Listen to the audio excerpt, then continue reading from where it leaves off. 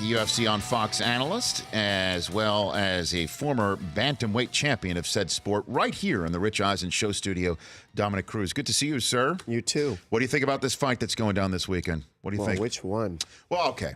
The fight. The main Jones. event, Jon Jones, Daniel Cormier. That fight, yes.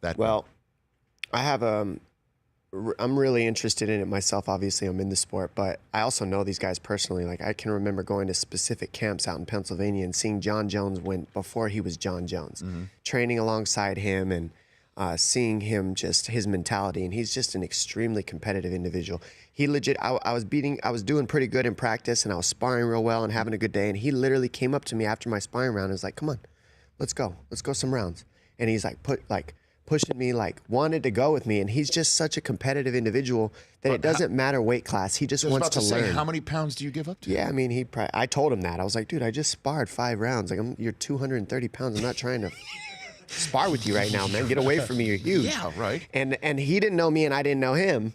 And this was back when I was in the WC. But I just remember that's my first account with Jon Jones, and he didn't care about trying to beat me up or me beat him up. It was about learning. He wanted to flow with me and feel what I did because I was having some success in the room. And this is his mindset. He's a thinker. He's a learner. And his mind's not closed off to anybody, and that's what makes him good. Well, some would say, based on what's going on with him in his life, he doesn't think I like the way you put that. or well properly, said. Dominic. Well, we're talking about mixed martial arts and fighting. So maybe he thinks clearer about havoc than he does about things to keep him out of it. Interesting. Right. So what happens, do you think, on Saturday night when these guys get in the octagon together? Well, this fight is, I'm hoping it goes to a third fight. I would like to see DC go out there and see a rubber match out of this, but this is a hard fight. You got Jon Jones, who's so long that his range is almost like an extra weapon. So now, while most people, you just have to get past their hands to get in the pocket, you have to get past Jon Jones's hands, his feet, which are his kicks, his knees and his elbows. But his knees and his elbows are longer than most people's legs and arms. So now he's almost got twice the amount of range on his weapons than anybody else. So it's harder to get into the pocket where DC has to be. That being said, range is the key to this fight. DC's got to keep Jon on his heels. If he doesn't keep him on his heels, it's a rough night for DC. The problem is, to keep Jon Jones on his heels, you have to get through his elbows and his knees after you get through his hands and his kicks. So there's double penetration of layers of defense, of offense of Jon Jones that you got to get through just to get to the pocket to wrestle him, which is where Daniel Cormier will find his success, in my opinion. Well, Dominic Cruz here on the Rich Eisen Show. Do you think that Cormier's in a no-win situation? Definitely not. Definitely not in a no-win situation. Well, because if he wins, that's, you should beat somebody who hasn't fought in 15 months. And if you lose, his legacy is now basically branded by Jon Jones. That's actually a fair statement, except the fact that you have to think that Jon Jones is already perceived highly by most as the actual champion because DC earned it while Jon Jones got it revoked. Yes. Because of himself. So Jon Jones got himself in trouble. They took his belt. DC comes back and he wins the belt. So now everybody says, well, you didn't really beat Jon Jones, though. You lost to the actual champ. And so this is the argument that it's created. Sort of the way that when NBA teams won their titles while Jordan was playing baseball. There you go. And people, there's always like an asterisk, kind of like, right. What if Jordan came back? And so this takes away that asterisk. And I think that's the motivation behind DC. Imagine being DC, beating everybody handily and smoking everybody really just. And then everybody says, but you're not the champ. You're not really that good. You lost to Jon Jones. It's like, you can't hear that if you're the champion. You can't. DC can't fathom that in his head, so he's got to face him. And honestly, this is the best way to face him. He's got momentum. He earned those losses back by getting 2 more wins for the title to prove to himself how good he really is. Now he gets to rematch Jon Jones, as Jon Jones has been on the outside just trying to gather himself together. So my question is, does the timeout help Jon Jones or hurt Jon Jones? And does the time with DC competing help DC or does it hurt DC? That's the real question. Who's more fresh going into this fight? For me, I've been out for up to 3 years at a time. Yes. And coming back from that was actually one of the best performances in my career, which actually I thought would be different. I thought it would be worse. But it turned out that the rest was something I absolutely needed.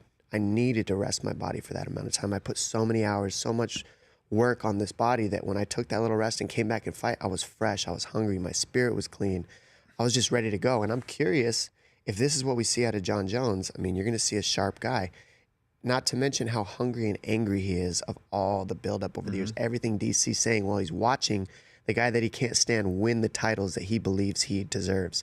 I've also been there. It's tough. I bet, and I want to talk about where you are as a fighter for the moment, but you're here as a member of the paparazzi, so I'm picking up what you're putting down, which is you're not going to make an actual prediction on this fight. Well, I can't make a prediction on this fight. But I'm trying to also put together the breadcrumbs to make a loaf here. Okay, well, what we got? What you got? Well, I mean, you're saying that the rest is going to help Jon Jones. I say that's a question. Okay, no, I'm putting words in your mouth. Let me do that. Brockman, you can help me if I'm correct in this. All right, that the rest is going to help Jon Jones. He did say that, and that there's 2 layers of Jon Jones' offenses. Sorry. Well, it was offenses. That I guess that Cormier's got to get through. Correct. So technically that would make it defense though. It would be defense, then I suppose. Right. Could be either. I'm the one doing the mouth word putting into thing. Yeah, I'm just going to quiet down. This is your show. I shouldn't talk to somebody who can actually come across the desk at me, right? But you seem very calm and relaxed. I mean, you got no worries, man. Oh, he's a deadly I know weapon. who you are. Yeah, I've seen you. Probably got one good spear tackle in you. I would give you from all the football you covered. So 2 things: if you do decide to stand up and get crazy, I know a good pivot in that you'd fly through the TV, and I wouldn't even have to touch you. So I'm really not worried about any hostilities. Seriously, by you look at me right now, sitting here behind this desk, and you say this guy's got a good spear tackle in him. 1, you've had a lot of coffee. You've been sitting here for who knows how many hours. You got a lot of energy built up. This sounds like that line from the line from Midnight Run. He's sitting there. He's got coffee breath. He's got BO. I didn't say BO. I mean, it's cool in here. So You're good. I'm trying to figure out. So you're all right. It's gonna.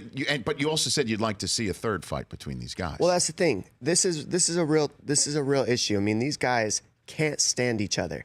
Daniel Cormier's got the wrestling accolades. He had a fight in his hands. He had the fight in his hands. He was competitive in the fight with Jon Jones, but then towards the last 2 rounds, Jon Jones just edged it out with his championship mentality, his intelligence. I mean, the guy's got ring generalship, and he also understands how to push past exhaustion to another level.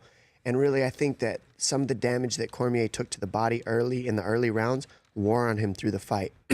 I know DC well enough to know that he believes he can minimize that damage in the first couple rounds of this fight, keep Jon Jones moving backwards, get in the pocket, out-wrestle him, mix in his boxing, and do a better job economically in this matchup so that he can go out there and get a decision. I think DC has a better chance of getting a decision. Jon Jones has a better chance of getting a finish.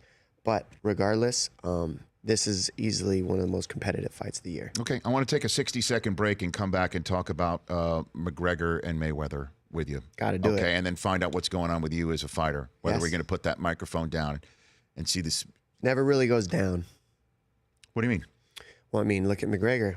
Where's his microphone right now? Oh, it's definitely in his throat. I agree with you. That's the life we between live. His temples. Attaboy. Okay, Dominic Cruz back in 60 seconds here on The Rich Eisen Show.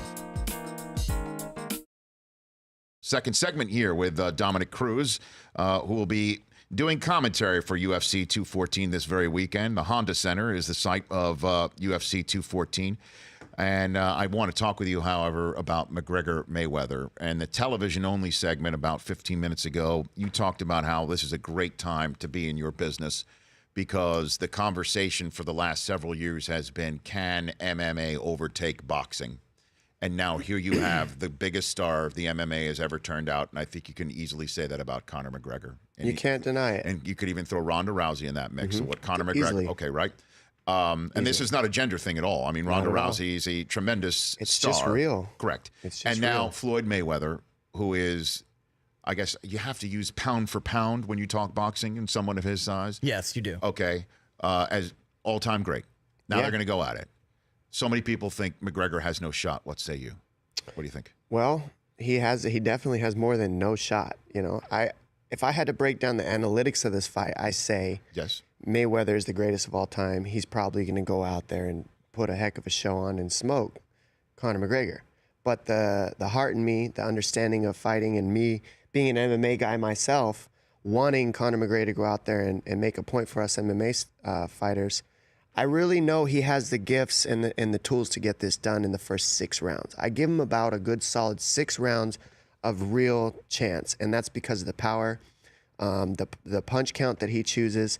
But it's all going to amount to that, because I've seen him get tired, Conor, where he just didn't use his punch count well, and he wore himself out, and then he got beat by Nate Diaz a while back in the UFC. But then he came back and got that loss back by beating that man. With Mayweather, you got to be careful not to punch yourself out. He's a defensive genius. He's the best defensive fighter we've ever seen in boxing, in combat sports, essentially.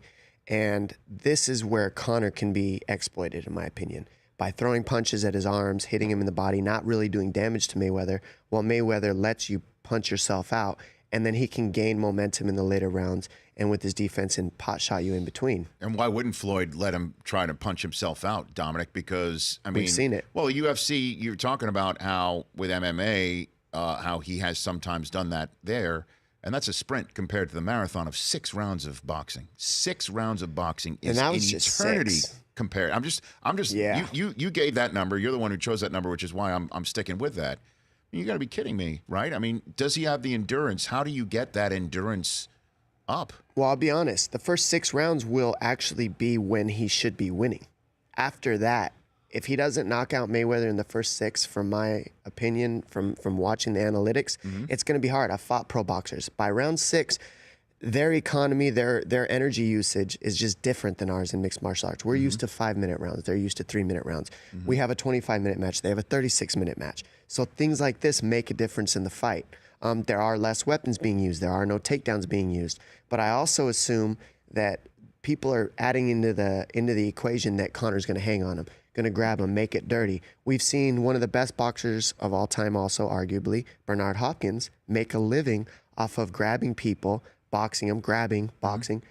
I don't think that they're going to let this happen to Mayweather. I think coming from a mixed martial arts standpoint to boxing, the refs, I don't know what the refs are going to do, or the boxing organization, but they're going to protect Mayweather and not let McGregor hang on him.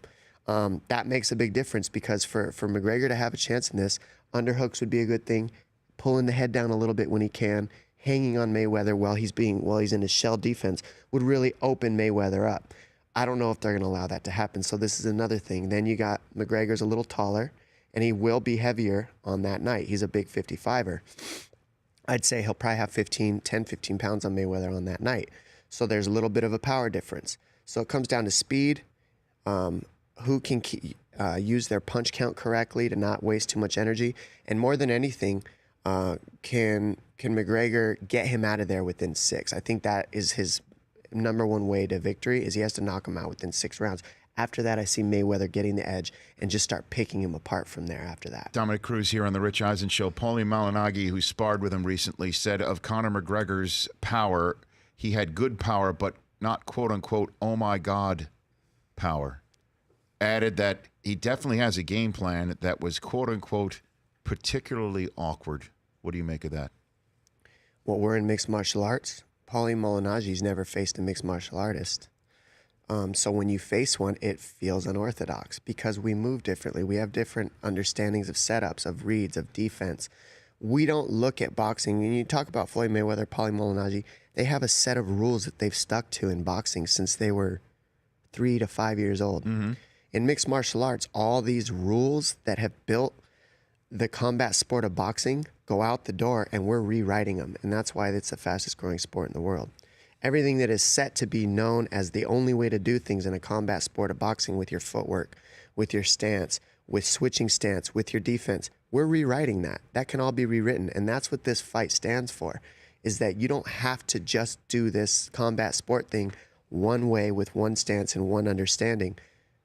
Everything is different. That's what makes mixed martial arts so great. Yeah, but this ring's square, man. You know what I mean? So they're in the world of boxing. Correct. Conor's stepping into Floyd's ring. Yep. And his world here. That's his world. And so, yeah, I mean, you could be rewriting rules, but what's the point if you don't win? I guess that's the argument. That's the fascinating part about this whole thing, Dominic, as you point out, is that this is the one chance, the puncher's chance, the fighter's chance for MMA to just basically say our guy is not just our guy in an octagon. It's also everybody's guy in a square ring. And you could, for the combat sports, this is the moment where Conor McGregor, on behalf of everybody, can do this. And for everybody, and say MMA's on top. Do you think he does that? I think that like I said, if I have to look at the analytics of this matchup, I say that Mayweather gets the win. Okay. But when I look at the breakdown of the chances that McGregor has, I say he has 6 rounds to get the knockout. And that's half of a fight. So I think he definitely can get it done. But you got to remember, too, that we're rooting for McGregor for bigger than just combat sports and mixed martial arts. I mean, this man is upset, and we've doubted him since the beginning of mixed martial arts to an extent. And every single time we've done so, he's come out and done something incredible. That's how he's gotten put into this position, because every single time he's been doubted, every single time we found somebody who was supposed to beat him, he didn't just go beat him, he shut them out. It wasn't close. And these are guys that he wasn't supposed to beat. Everybody in the world is seeing this as a potential matchup that could he do that again with the greatest, full contact fighter that we've seen to date so far. Is he that good? That's what this is about, an upset. Everybody likes the underdog. Everybody wants to see the underdog win. Everybody knows McGregor is the underdog in this boxing scenario, because we're coming into a sport that is Mayweather's sport under his rules. We're doing that for boxing and for mixed martial arts. We're not getting Mayweather to come to mixed martial arts. We're doing this for boxing and for both sports. That's a great way to put it. And Brockman, I mean, we've been talking about this too for some time, and I wish there was more conversation like the one that we're having in promotion of this fight instead of the carnival act. The carnival act and the degrading of each other. Well, and the let's take a real look at the society today, though. I get our president's doing worse than this. Well, I mean, we could talk about the way things are in the world, and this mirrors that. We could say that, but I want to hear. Many people don't know Conor McGregor's story. Many people are going to be introduced to Conor McGregor for the first time, and he looks like a guy straight off a Guy Ritchie set. Yeah. Right? Out of a Guy Ritchie movie with a foul mouth. Yeah. But he's got a story behind him that's not being told, and the way that you just say what he represents, it's kind of sad that it's getting mixed in that. But we have a few weeks to go, and that's the way I want to talk about this fight. Yeah, and I'm with you, and that's why I'm here. I'm here as a spokesperson for not just mixed martial arts, but for combat sports. We're not. What you got to remember, what Mayweather and McGregor are doing isn't just a reflection of themselves. It's a reflection of what the fans want and why the fans chose them. So you can't just make a superstar. The superstars are chosen by the fans. And what makes them super is what the fans like about them. Whether we want to believe it or not, this is what people wanted to see. They wanted to see the circus act. They wanted to see all this stuff going. They're having record numbers at these these appearances where they're going and they're just doing a media scrum. I mean, 30,000 people are showing up to listen to these guys talk trash to each other. That's not a small amount of people. So people want to see it. Does it make it right? Does it make it the way that we necessarily want the sport to be represented? Maybe not. But then you've got the real analytics behind it, which says they're driving the sales. But if you get down to the people that these two gentlemen are, I've sat and talked to Mayweather for 30 minutes in a locker room after watching him train live for an hour and a half. He didn't know. I was able to sneak into his workout and watch everything. And to watch the level that this man competes at is incredible. As a world champion, as many times as he's won, he counts every single punch that's thrown, and he ups that punch count every single day. He's got a man just for clicking a little button. Then he goes from boxing to jumping rope to, I've watched this man train. He trains elite. He is the best in the world. Conor McGregor is no different. This man believes in himself. He's young. He has the power. He has the things in the middle to mix it up. But remember, more than anything, Conor McGregor is known for being the upset man. And that's what we're waiting to see. We are. That's what we're waiting to see. Boy, talking about it, I want it to be tonight. I know, me too. This has been fun. Oh. Before I let you go, what's going on with your fighting career? Yeah, I'm waiting right now on. I lost my title recently, and I'm looking to retain it. I'm ranked number 1 in my division. The current title holder hasn't fought since I fought him. He's got a back issue, and so he's hurt, and so I'm wishing him all the best. But, I hope he gets well so we can keep the division moving. If he can't come back and fight, I'd like to, interim belts are there to help promote the division and keep the division moving, he would still be the champion. But at least it kind of puts something out there. If he can't show up and fight because of his back injuries, I'm looking to fight TJ Dillashaw for an interim title, keep the division moving. He would still be the technical champion. Right. But then we'd have it would bring the elevation of the fight up for me and TJ if we fought for an interim title, and me and, or, whoever would get the belt, which would be me, and Cody when we rematch. Garbrandt. And Garbrandt. And then it would be built. But right now he's hurt. I'm waiting on him to fight. Why would I fight more than the 25-year-old man with the title when I'm 32 with 6 world titles? I'm waiting on the title. I'm fighting up in the division, not down, so I can't wait to fight for the belt again. This has been awesome, Dominic. Come back. We'll have you back anytime you want, certainly before the big fight. Yeah, certainly, please. I'd love it. Let's do it. Thanks, Rich. Dominic Cruz here on The Rich Eisen Show. The Rich Eisen Show, weekdays at noon Eastern on radio stations across the country and audience. If you like that video, be sure to download our app, and I'll be sure to move Week 6 games to Saturday for that wedding you have to go to.